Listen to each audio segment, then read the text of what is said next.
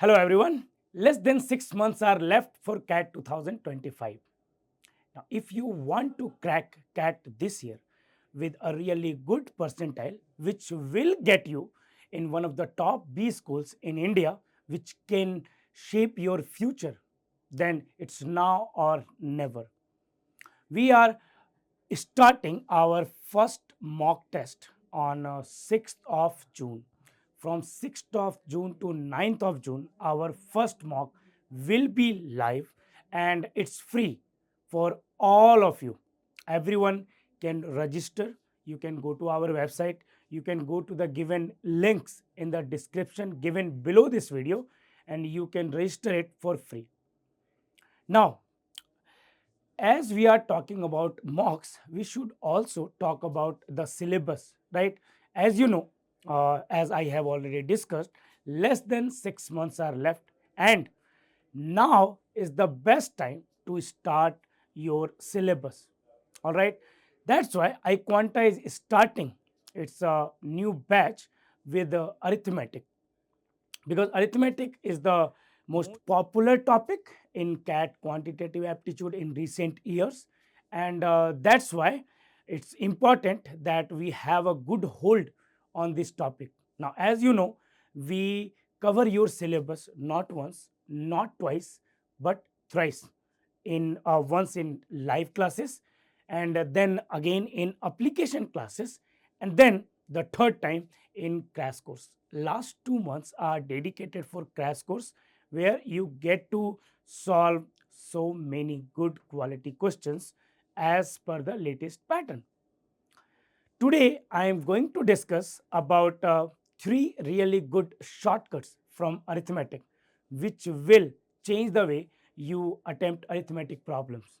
I can assure you, if you learn these concepts, then in CAT, it does not matter in which slot your exam will be, you will be able to solve at least 3 4 questions on the basis of this. Yes, that's how big this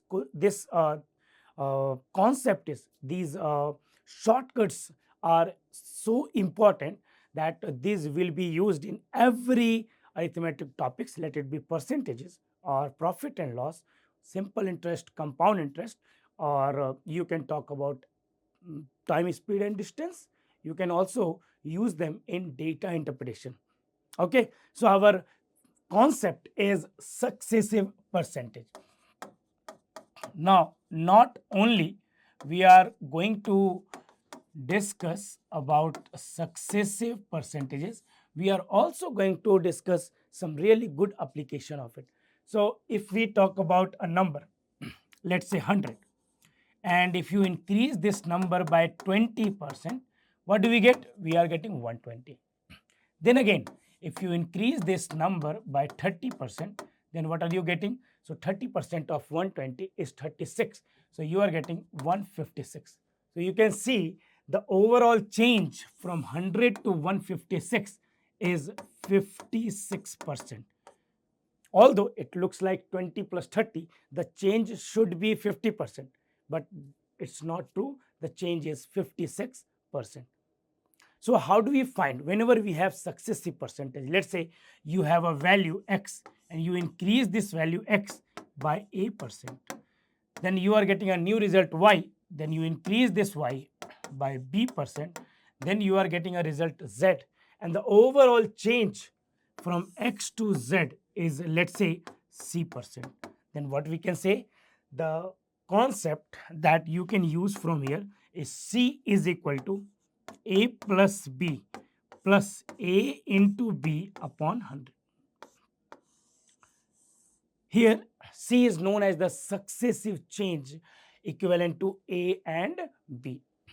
Now, if the change is negative, you can use negative. The change is if you are decreasing a value, if this percentage is negative, then instead of plus, you can use minus as required.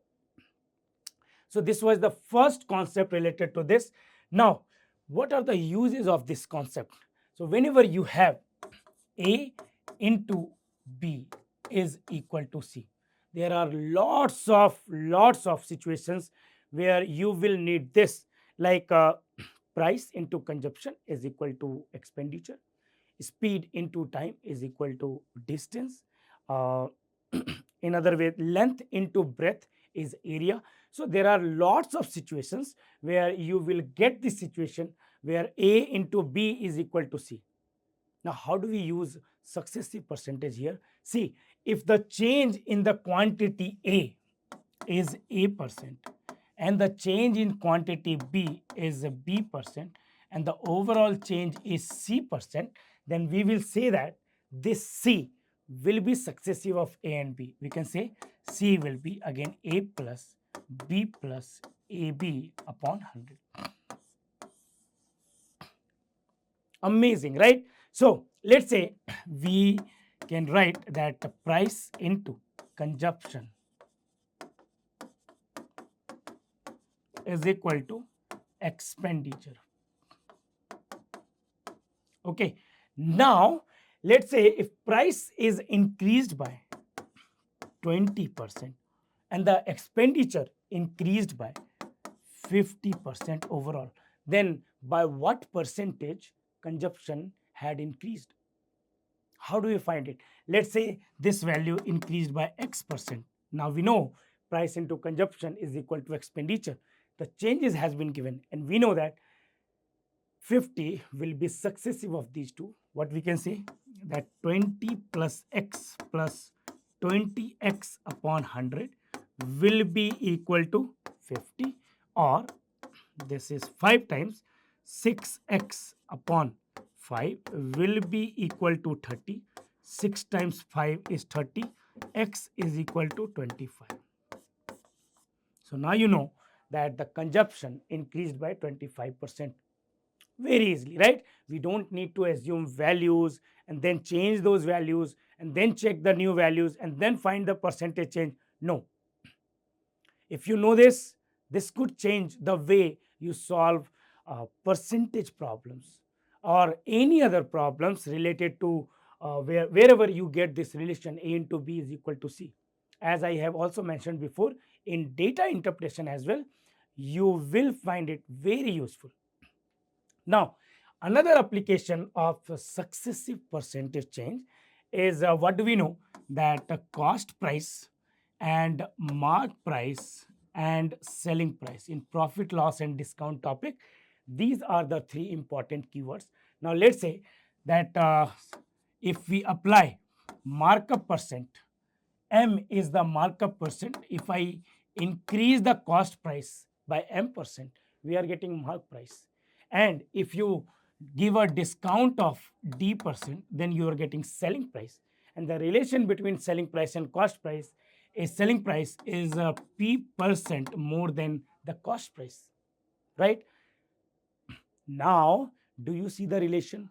This is just another example of successive percentage. A value is being changed twice, then p is the resultant. Can I say p will be the successive of m and d?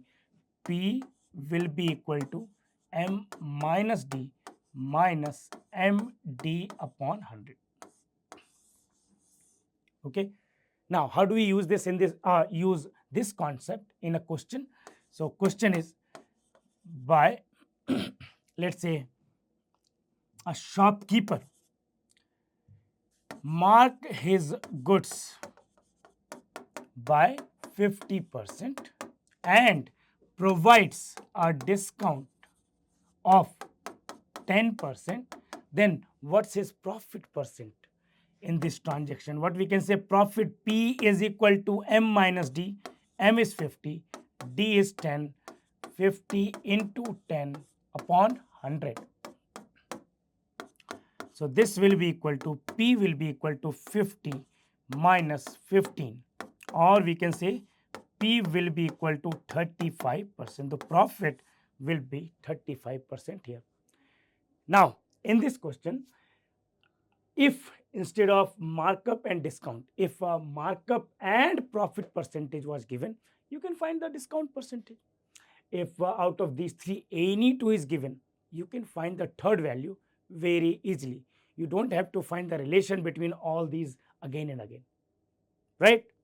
So I hope you understand these tricks, okay? And if you like these tricks, then share it with your friends. Let them know that iQuanta is providing you live sessions and some really important tips and tricks for CAT 2025. All right, don't forget to like and subscribe.